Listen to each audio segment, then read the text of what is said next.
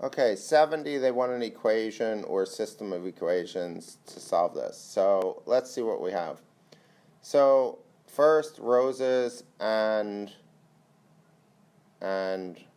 hearts, right? They're selling roses and hearts. And the number of bouquets sold was 15 more than the number of hearts sold, right? So I guess it's a bouquet of roses, right?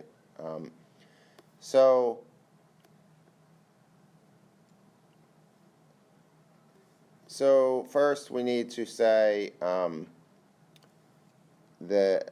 let statement. Let R represent, right? Represent number of roses or number of bouquets. They kind of interchange, so I'm going to say it's number of roses, right?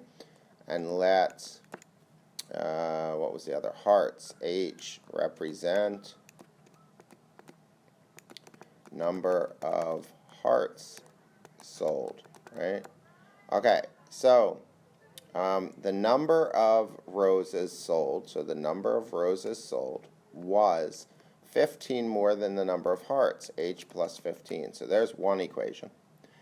And then the other, if the club collected a total of 339, so that means the number of roses, so that's $5 for every rose, plus $3 for every heart, equaled $339. So there's our system of equations.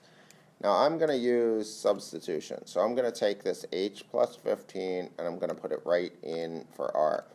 So I get 5 times H plus 15 plus 3H equals 339. Now we distribute. 5H plus 5 times 15 is 75 plus 3H equals 339.